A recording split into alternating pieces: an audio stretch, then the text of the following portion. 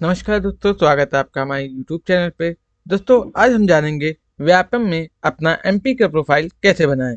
आपको सबसे पहले esb.mponline.gov.in पर आना है, जहां पे आप देख सकते हैं आप अपना कैंडिडेट प्रोफाइल पे जाके अपना प्रोफाइल रजिस्ट्रेशन फॉर्म पर क्लिक करेंगे। क्लिक करते ही यदि आपने पहले से पंजीयन किया है तो वहाँ पे क्लिक करेंगे। यदि आपने पहले से पंजीयन नहीं किया है तो नो पे क्लिक करेंगे। दोस्तों आप देख सकते हैं प्रोफाइल पंजीयन के लिए आपको सबसे पहले अपना मोबाइल नंबर और अपना एक वैलिड ईमेल आईडी देना है। ईमेल आईडी डालने के बाद हम अपना सिक्योरिटी कोड डालेंगे और ओटीपी प्राप्त करेंगे। ओटीपी डालने के बाद हम ओटीपी को सत्यापित करेंगे। दोस्तों इसके बाद हम अपना समान पंजीकरण नंबर और पासवर्ड डालेंगे। आपका पंजीयन और पासवर्ड आपके मोबाइल और ईमेल दोनों पे चला गया होगा। रजिस्ट्रेशन नंबर और अपना पासवर्ड डालने के बाद हम सिक्योरिटी कोड डालेंगे और लॉगिन पर क्लिक करेंगे। दोस्तों पंजीयन के लिए आपके पास आपका आधार कार्ड होना अनिवार्य है। दोस्तों ध्यान, यदि आपके पास आपका आधार कार्ड से मोबाइल नंबर लिंक है तो ई केवाईसी पर क्लिक करेंगे। यदि लिंक नहीं है तो हम ई केवाईसी यानी बायोमेट्रिक के द्वारा अपना सत्यापित करेंगे। चलिए दोस्तों हम ओटीपी के द्वारा अपना प्रोफाइल को आगे बढ़ाते हैं। इसके बाद आप अपना 12 डिजिट का आधार कार्ड नंबर डालेंगे और कैप्चा कोड डालेंगे और जनरेट ई केवाईसी ओटीपी पर क्लिक करेंगे। दोस्तों ध्यान दें, आपकी ओटीपी आधार से लिंक हुए मोबाइल नंबर पर ही जाएगी। ओटीपी डालने के बाद आप गेट डिटेल पर क्लिक करेंगे। दोस्तों आप देख सकते हैं आपका रजिस्ट्रेशन का पेज ओपन हो गया है। चलिए हम अपना बेसिक डिटेल भरना शुरू करते हैं। दोस्तों यहाँ पे देख सकते हैं आपका यहाँ पे पंजीयन क्रमांक नंबर आएगा। इसके बाद आप अपना फर्स्ट नेम और लास्ट नेम यहाँ लिखेंगे। यदि आपका कोई मिडिल नेम भी है तो आप first name plus middle name लिखेंगे और लास्ट में सरनेम लिखेंगे। यदि आपका सरनेम नहीं है तो आप सरनेम में यानी आवेदक के उपनाम में NA यानी नॉट एप्लीकेबल लिखेंगे। इसी तरह आप अपने फादर का नाम यानी पिताजी का नाम यहाँ पे पूरा लिखेंगे और अपनी माताजी का नाम यहाँ पूरा लिखेंगे। दोस्तों इसके बाद आप अपना डेट ऑफ बर्थ भरेंगे। यदि आप एमपी के निवासी हैं तो यस पर क्लिक करेंगे। यदि आप एमपी के निवासी नहीं हैं तो नो पे क्लिक करेंगे। इसके बाद हम अपना जेंडर सिलेक्ट करेंगे। जेंडर के बाद आपका आता है कैटेगरी। दोस्तों यदि आप एमपी के निवासी नहीं हैं तो आप एज ए जनरल की तरह ट्रीट किए जाएंगे। यदि आप एमपी के निवासी हैं तब आपको ओबीसी, SC, ST या अन्य कैटेगरी पर रिजर्वेशन मिलेगा। चलिए दोस्तों आगे बढ़ते हैं। इसके बाद आपसे पूछा गया है आपकी हाईएस्ट क्वालिफिकेशन क्या है। दोस्तों इसके बाद आपसे पूछा गया है आपकी हाईएस्ट क्वालिफिकेशन क्या है।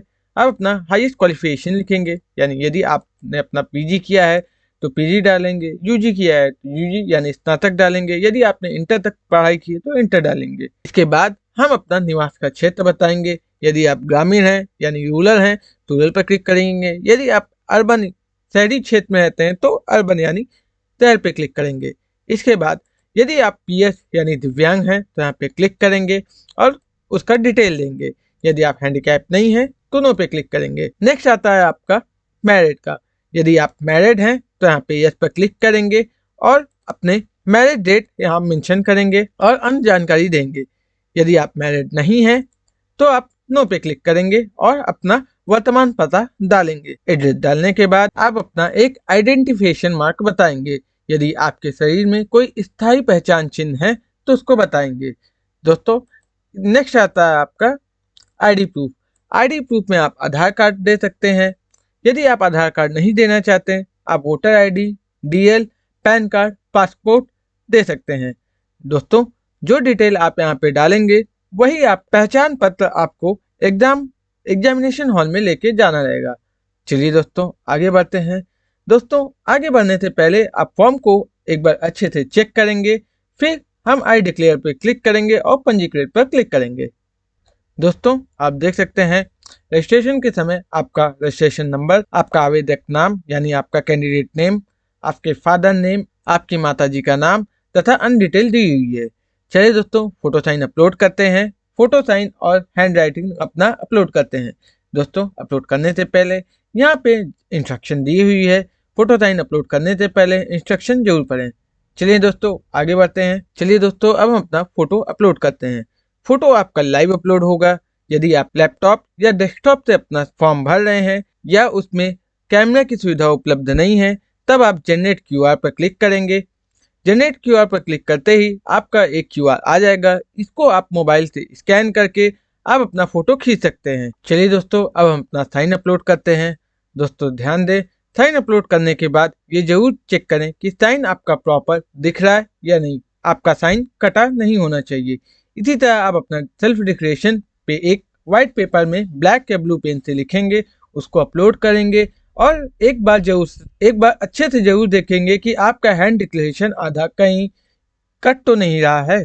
यदि आपका पूरा स्पष्ट साफ दिखाई दे रहा है तब हम अपना upload photo signature and hand writing पर क्लिक करेंगे। दोस्तों, फोटो साइन और हैंड राइटिंग अपलोड करने के बाद एक बार दोबारा चेक करेंगे कहीं आपका फोटो साइन और हैंड राइटिंग कट रहा है कि नहीं।